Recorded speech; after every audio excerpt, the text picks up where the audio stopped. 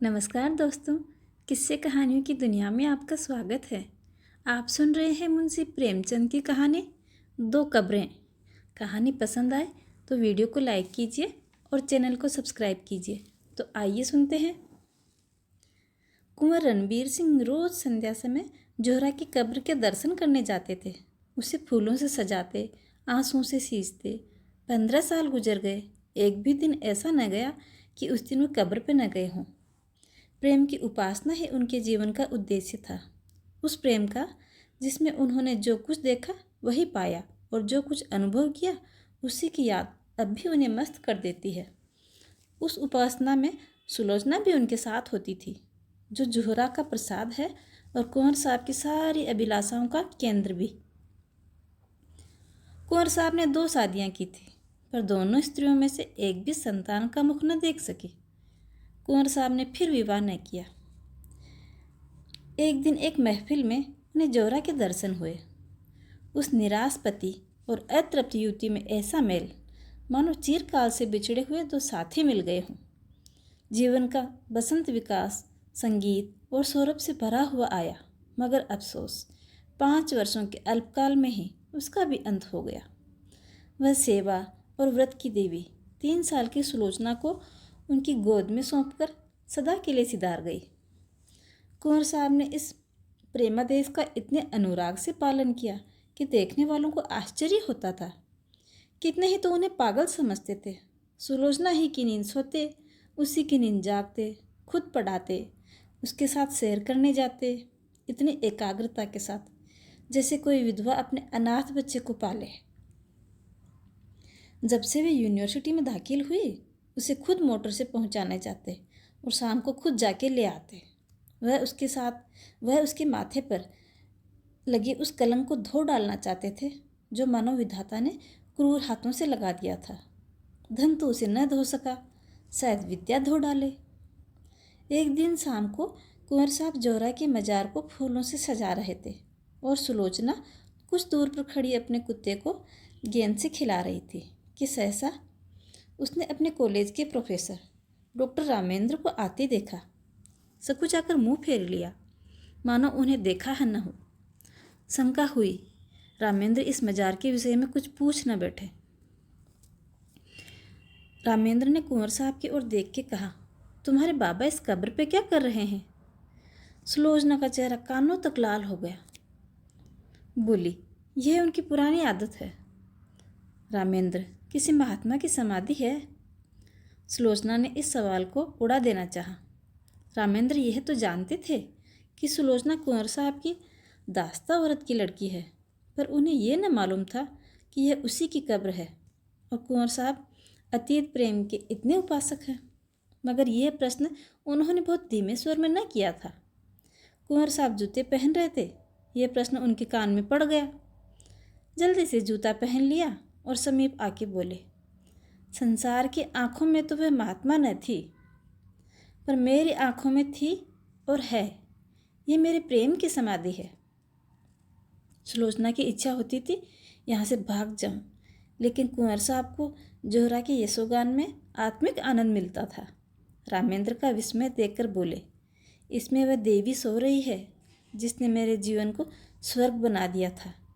ये सुलोचना उसी का प्रसाद है। रामेंद्र ने कब्र की तरफ देखकर आश्चर्य से कहा, अच्छा?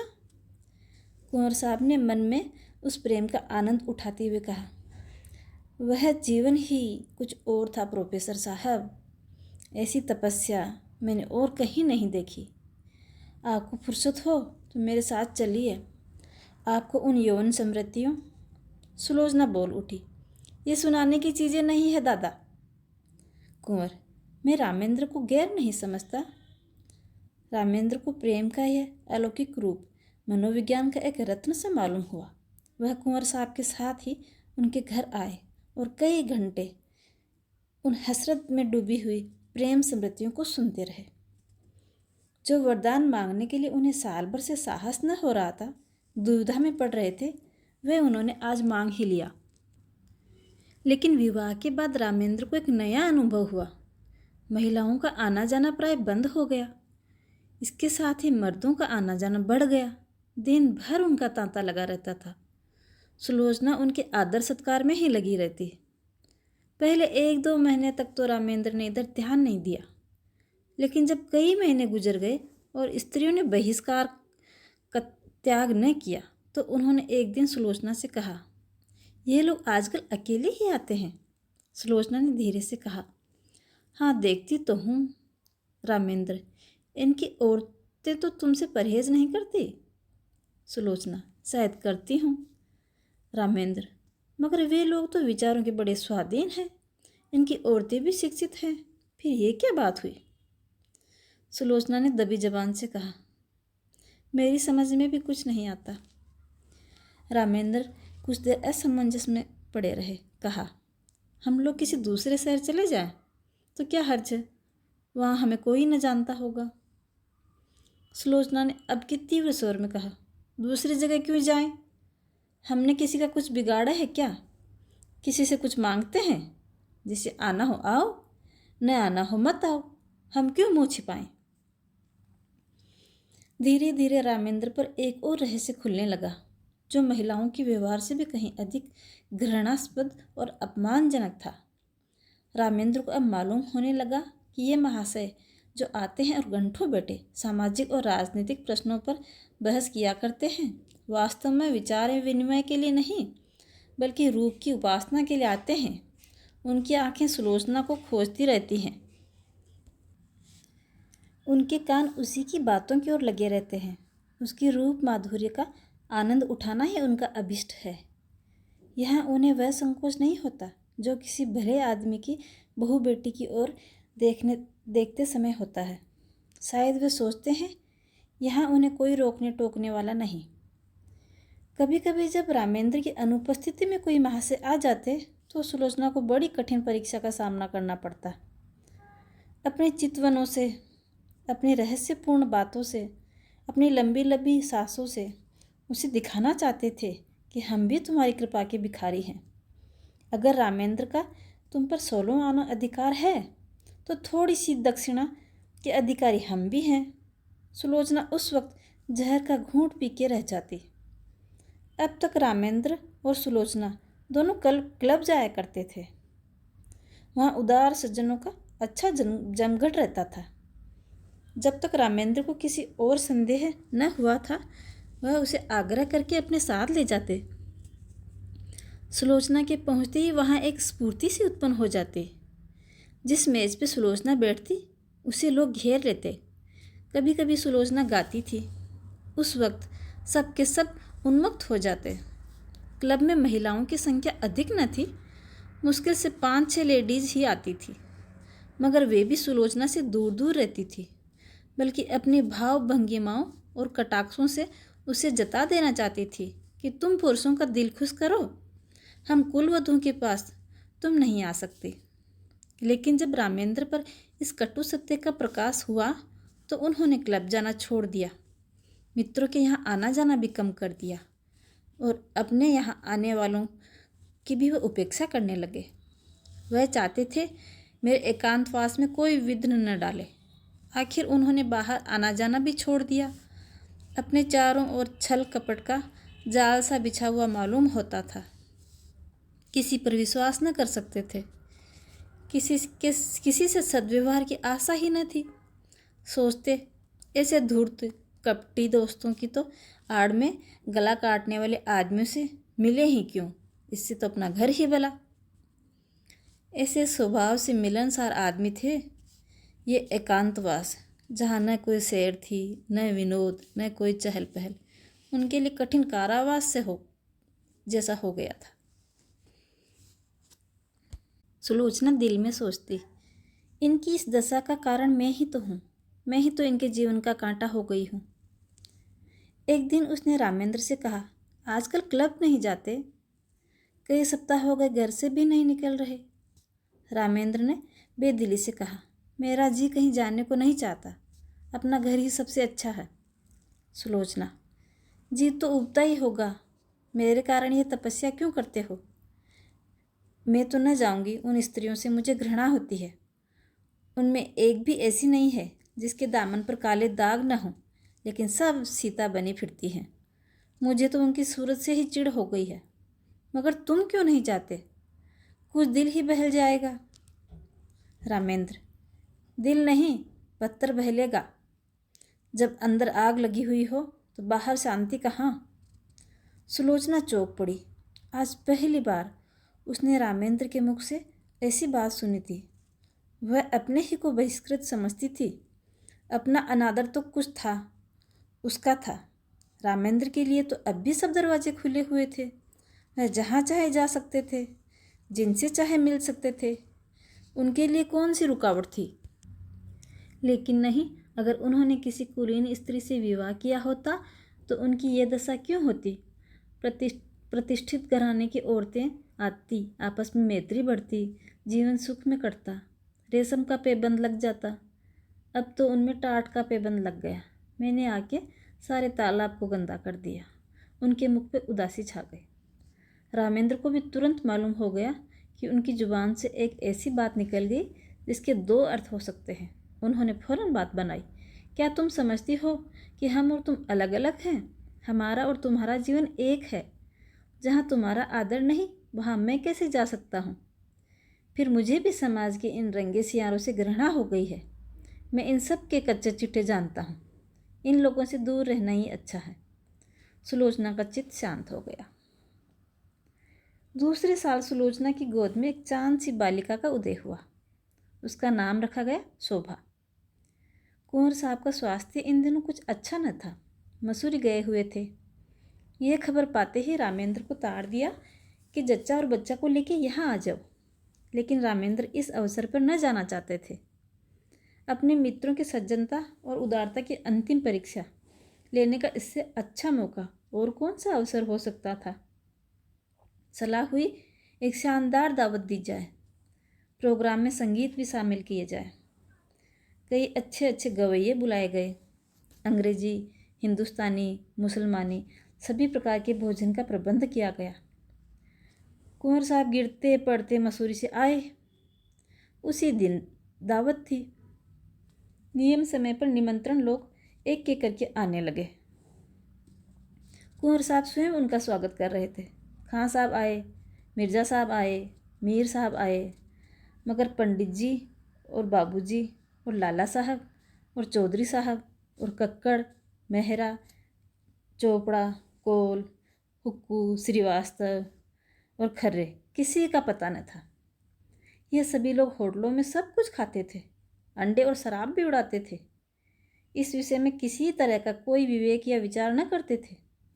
फिर भी आज क्यों यहाँ तशरीफ न लाए? इसलिए नहीं कि छूत अछूत का विचार था, बल्कि इसलिए कि वह अपनी उपस्थिति को इस विवाह के समर्थन की सनद समझते थे और वह सनद देने की उनकी इच्छा न थी। 10 बजे रात तक कुंवर साहब फाटक पे खड़े रहे। जब उस वक्त तक कोई ना आया तो कुंवर साहब ने आकर रामेंद्र से कहा, अब लोगों का इंतज़ार फिजूल है। मुसलमानों को खिला दो और बाकी सामान गरीबों को दिला दो। रामेंद्र एक कुर्सी पर हतबुद्धि से बैठे हुए थे। कुंठित स्वर में बोले, जी हाँ, यही तो मैं भी सोच रहा हूँ। कुंवर, मैंने तो पहले ही समझ लिया था। हमारी तो ही नहीं हुई, खुद उन लोगों की ही कलाई खुल गई। रामेंद्र, खैर परीक्षा तो हो गई। कहिए तो अभी जाकर एक एक की खबर लूँ? कुंवर साहब ने विस्मित होकर कहा, क्या उनके घर जाके? रामेंद्र, जी हाँ, पूछूं कि आप लोग जो समाज सुधार का राग अलापते फिरते हो वह किस बल पर? कुंवर, व्यर्थ है, जाकर आराम से लेट जाओ। नेक और बद की सबसे बड़ी पहचान अपना दिल ही है। अगर हमारा दिल गवाही दे कि वह काम बुरा नहीं तो फिर सारी दुनिया मुंह फेर ले। हमें किसी की परवाह नहीं करनी चाहिए। रामेंद्र, लेकिन मैं इन लोगों को यूं न छोड़ूंगा। एक एक की बखिया उधेड़ कर रख दूंगा। यह कहकर उन्होंने पतले और सकोरे उठा उठाकर कंगालों को देना शुरू कर दिया। रामेंद्र सैर करके लौटे ही थे कि वेश्याओं का एक दल सुलोचना को बधाई देने के लिए आ पहुंचा। जोहरा की एक सगी भतीजी थी, गुलनार। सुलोचना के यहाँ पहले बराबर आती जाती थी। उधर 2 साल से न आई थी। वह उसी का बधावा लाई थी। दरवाजे पर अच्छी खासी भीड़ हो गई थी। रामेंद्र ने यह शोरगुल सुना। गुलनार ने आगे बढ़कर उन्हें सलाम किया और बोली, बाबूजी, बेटी मुबारक, बधावा लाई हूँ। रामेंद्र पर मानो लकवा सा गिर गया, सिर झुक गया और चेहरे पर काली मासी पुत गई। न मुंह से बोले, न किसी को बैठने का इशारा किया, न वहाँ से हिले, बस मूर्तिवत खड़े रह गए। एक बाजारू औरत ने नाता पैदा करने का ख्याल इतना लज्जास्पद था, इतना जघन्य कि उसके सामने सज्जनता भी मौन रह गई। इतना शिष्टाचार भी न कर सके कि सबको कमरे में ले जाकर बिठा देते। आज पहली ही बार उन्हें अपने अधः पतन का अनुभव हुआ। मित्रों की कुटिलता और महिलाओं की उपेक्षा को वह उनका अन्याय समझते थे, अपना अपमान नहीं। लेकिन यह बधावा उनकी अबाध उदारता के लिए भी भारी था। सुलोचना का जिस वातावरण में पालन पोषण हुआ था वह एक प्रतिष्ठित घर था। यह सच है कि अब भी सुलोचना नित्य जोहरा की मजार की परिक्रमा करने जाती थी, मगर जोहरा अब एक पवित्र स्मृति थी। गुलनार से नातेदारी और परस्पर का निबाह दूसरी बात थी। जो लोग तस्वीरों के सामने सिर झुकाते हैं, उन पर फूल चढ़ाते हैं, वे भी तो मूर्ति पूजा की निंदा करते हैं। एक स्पष्ट है, दूसरा सांकेतिक। एक प्रत्यक्ष है, दूसरा आंखों से छिपा हुआ। सुलोचना अपने कमरे में चिक की आड़ में खड़ी रामेंद्र का असमंजस्य और क्षोभ को देख रही थी। जिस समाज को उसने अपना उपास्य बनाना चाहा था, जिसके द्वार पे सजदे करने उसे बरसों हो गए थे, उसकी तरफ से निराश होकर उसका हृदय इस तरह उससे विद्रोह करने लगा था। उसके जी में आता था, गुलनार को बुलाकर गले लगा लूं। जो लोग मेरी बात भी नहीं पूछते, उनकी खुशामद मैं क्यों करूं? यह बेचारी इतनी दूर से आई है, मुझे अपना ही समझ के तो आई है ना। उनके दिल में प्रेम तो है, ये मेरे दुख में दुखी और सुख में सुखी होने लायक तो है। आखिर रामेंद्र ने सिर उठाया और शुष्क मुस्कान के साथ गुलनार से बोले, आइए, आप लोग अंदर चलिए। यह कहकर वह आगे आगे रास्ता दिखाते हुए दीवान खाने की ओर चल दिए। सहसा महरी निकलकर आई और गुलनार के हाथ में एक पुर्जा देकर चली गई। गुलनार ने यह पुर्जा लेकर देखा और उसे रामेंद्र के हाथ में रख दिया। वहीं खड़ी हो गई।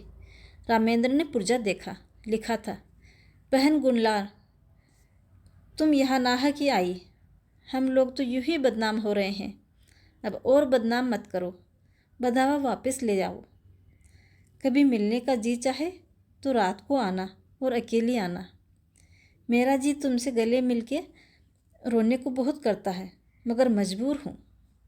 रामेंद्र ने पुर्जा फाड़कर फेंक दिया और उद्दंड होकर बोले, इन्हें लिखने दो, मैं किसी से नहीं डरता, अंदर जाओ।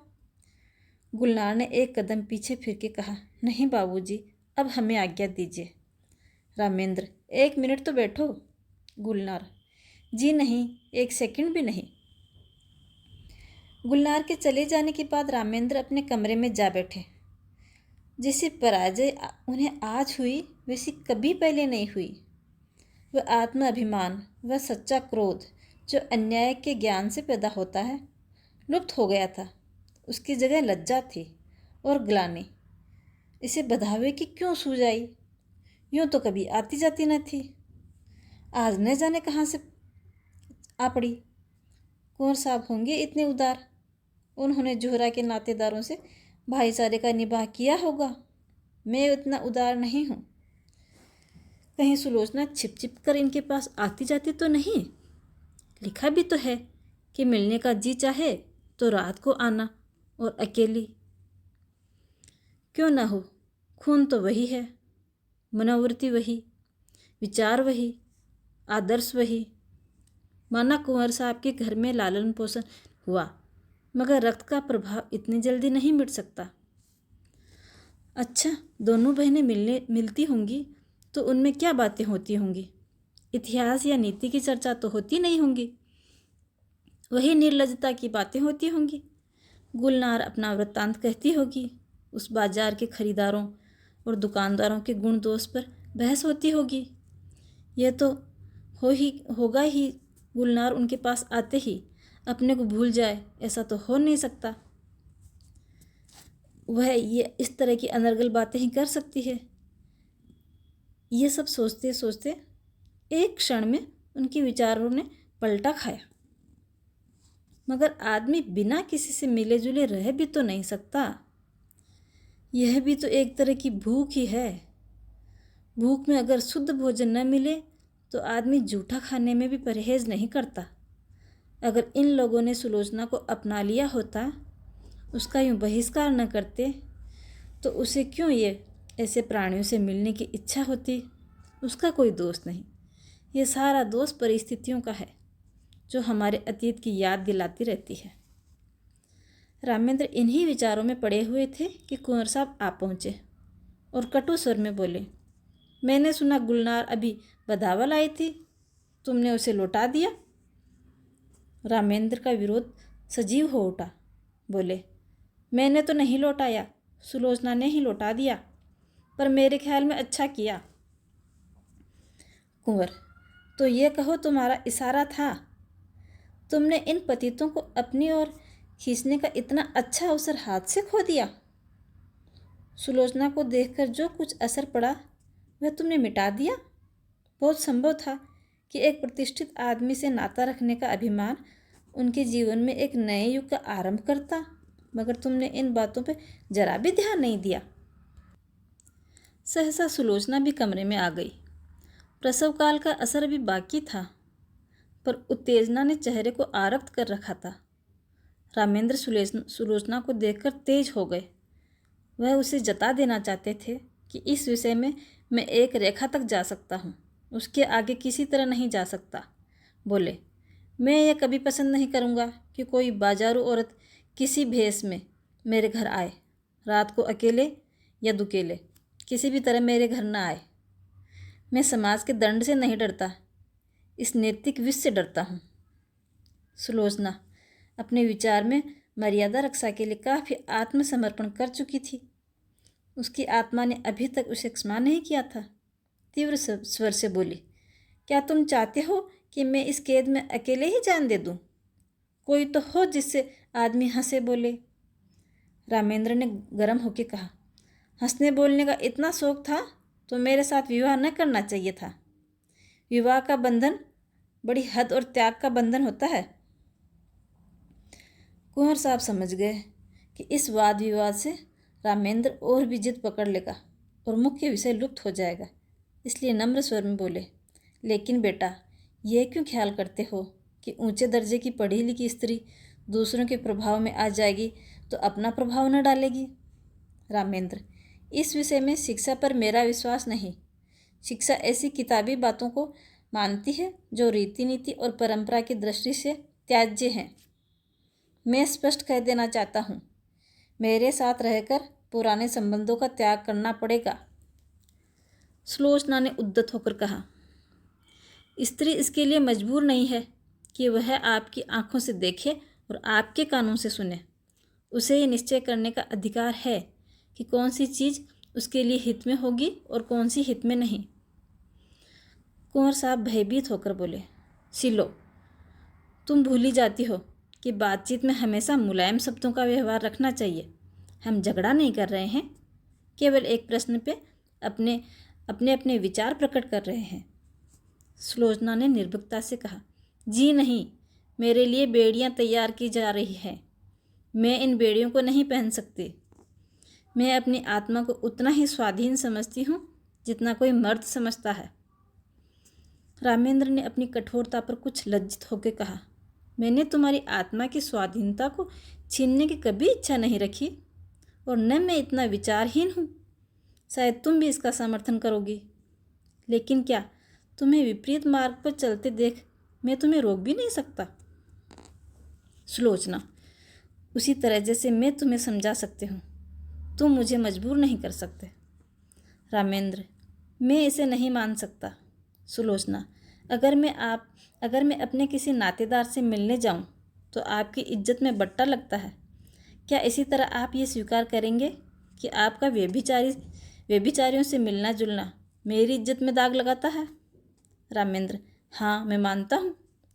सुलोचना, आपका कोई व्यभिचारी भाई आ जाए तो आप उसे दरवाजे से भगा देंगे? रामेंद्र, तुम मुझे इसके लिए मजबूर नहीं कर सकती। सुलोचना, और आप मुझे मजबूर कर सकते हैं? बेशक। क्यों? इसलिए कि मैं पुरुष हूँ, इस छोटे से परिवार का मुख्य अंग हूँ, इसलिए कि तुम्हारे ही कारण मुझे।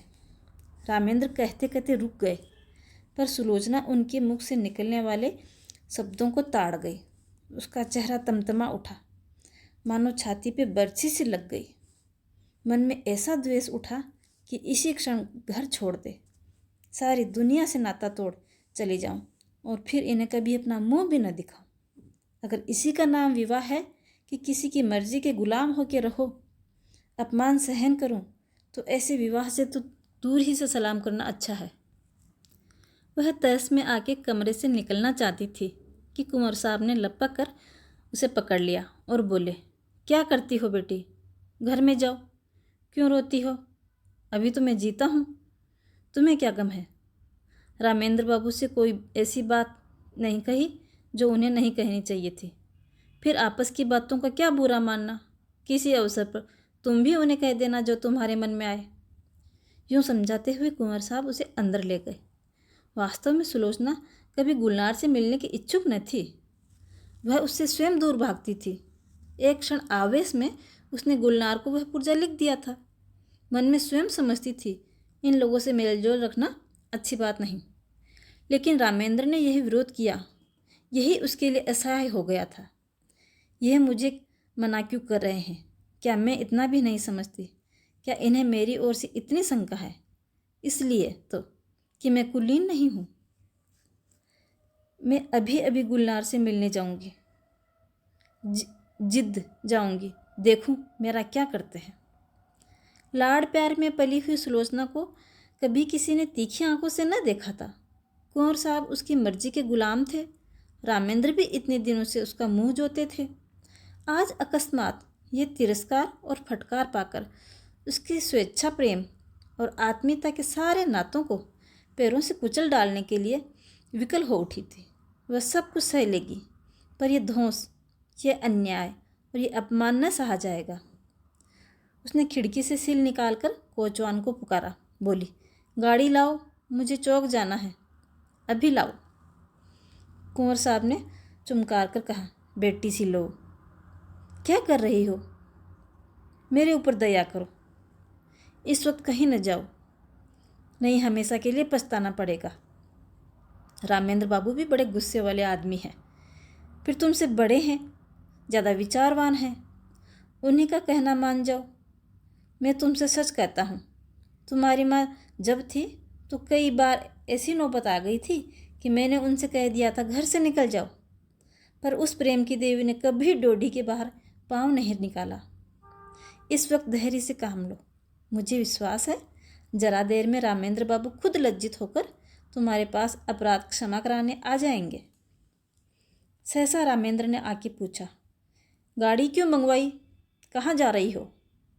रामेंद्र का चेहरा इतना क्रोधमुक्त हो रहा था कि सुलोचना सहम उठी। दोनों आंखों से ज्वाला सी निकल रही थी, नथने फड़क रहे थे, पिंडलियाँ काँप रही थी। ये कहने की हिम्मत न पड़ी कि गुलनार के घर जाती हूँ। गुलनार का नाम सुनते ही शायद यह मेरी गर्दन पे सवार हो जाएंगे। इस भय से वह काँप उठी। आत्मरक्षा का भाव प्रबल हो गया। बोली, जरा अम्मा के मजार तक जाऊंगी। रामेंद्र ने डांट के कहा, कोई ज़रूरी नहीं वहाँ जाने की। सुलोचना ने कातर स्वर में कहा, क्यों, अम्मा के मजार तक जाने में भी कोई रोक है क्या?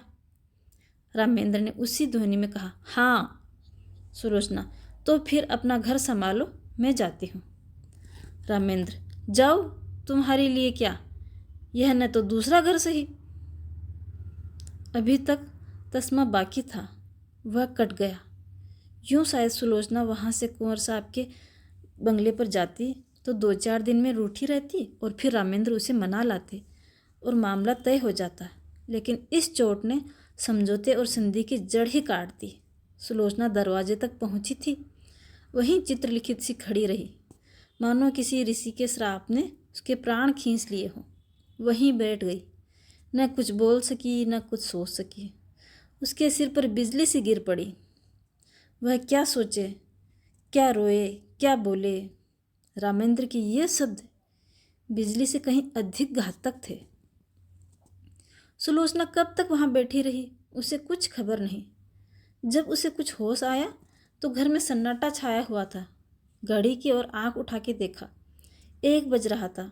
सामने आराम कुर्सी पर कुंवर साहब नवजात शिशु को गोद में लिए सो रहे थे। सुलोचना ने उठकर बरामदे में झांका। रामेंद्र अपने पलंग पर लेटे हुए थे।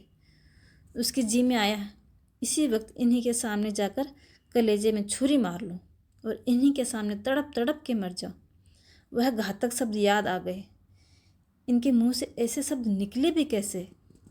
इतने चतुर, इतने उदार, इतने विचारशील होकर भी वह जुबान पर ऐसे शब्द कैसे ला सकते हैं? उसका सारा सतीत्व भारतीय आदर्शों की गोद में पली हुई भूमि पर आसक्त पड़ी हुई अपनी दीनता पर रो रहा था। वह सोच रही थी, अगर मेरे नाम पर यह दाग न होता, मैं भी कुलीन होती, तो क्या अब यह शब्द इनके मुंह से निकल सकते थे? लेकिन मैं बदनाम हूँ, दलित हूँ, त्याज्य हूँ, मुझे सब कुछ कहा जा सकता है। उफ, इतना कठोर हृदय! क्या वह किसी दशा में भी रामेंद्र पर इतना कठोर प्रहार कर सकती थी? कदापि नहीं। बरामदे में बिजली की रोशनी थी। रामेंद्र के मुख पर क्षोभ या ग्लानि का नाम तक न था। क्रोध की कठोरता अब तक उसके मुख पर विकृत किए हुए थी। शायद इन आंखों में आंसू देखकर अब भी सुलोचना के आहत हृदय को तस्कीन होती, लेकिन वहाँ तो अब तक तलवार खींची हुई थी। उसकी आंखों में सारा संसार सूना हो गया। सुलोचना फिर अपने कमरे में आई। कुंवर साहब की आंखें अब भी बंद थी। इन चंद घंटों में ही उसका तेजस्वी मुख कांतिहीन हो गया। गालों पर आंसुओं की रेखाएं सूख गई थी। सुलोचना ने उनके पैरों के पास बैठकर सच्ची भक्ति से आंसू बहाए। हाय, मुझ अभागिन के लिए इन्होंने कौन कौन से कष्ट नहीं सहे, कौन कौन से अपमान नहीं सहे। अपना सारा जीवन ही मुझ पर अर्पण कर दिया, और उसका यह हृदय विदारक अंत। सुलोचना ने फिर बच्ची को देखा, मगर उसका गुलाब सा विकसित मुख देखकर भी उसके हृदय में ममता की तरंग न उठी। उसने उसकी तरफ से मुंह फेर लिया। यही वह अपमान की मूर्तिवान वेदना है जो इतने दिनों से मुझे भोगनी पड़ी। मैं इसके लिए क्यों अपने प्राण संकट में डालूं? अगर उसके निर्दयी पिता को उससे प्रेम है तो उसको पाले, और एक दिन वह भी उसी तरह रोए जिस तरह आज मेरे पिता को रोना पड़ रहा है। ईश्वर, अब की बार जन्म देना तो किसी भले आदमी के घर जन्म देना। जहाँ जोहरा का मज़ार था उसी के बगल में एक दूसरा मज़ार बना हुआ है। जोहरा के मज़ार पर घास जम गई है, जगह जगह से चूना गिरा हुआ है, लेकिन दूसरा मज़ार बहुत साफ सुथरा और सजा हुआ है। उसके चारों तरफ गमले रखे हुए हैं और मज़ार तक जाने के लिए गुलाब के बेलों की रवीस बनी हुई है। शाम हो गई है। सूर्य की क्षीण, उदासीन, पीली किरणें मानो इस मज़ार पे आंसू बहा रही हैं। एक आदमी एक 3 साल की बच्ची की गोद में लिए हुए आया और इस मज़ार को अपने रुमाल से साफ करने लगा। रवीसों में जो पत्तियां पड़ी थी उन्हें चुन चुन के साफ किया। मज़ार पर सुगंध छिड़कने लगा। बालिका दौड़ दौड़ कर तितलियों को पकड़ने लगी। यह सुलोचना का मज़ार है। उसकी आखिरी नसीहत यही थी कि मेरी लाश जलाई न जाए, मेरी माँ के बगल में मुझे सुला दिया जाए। कुंवर साहब तो सुलोचना के बाद 6 महीने से ज़्यादा न चल सके। हाँ, रामेंद्र अपने अन्याय का पश्चाताप कर रहे हैं। शोभा अब 3 साल की हो गई और उसे विश्वास है कि एक दिन उसकी माँ इसी मज़ार से निकलेगी। कहानी में मेरे साथ बने रहने के लिए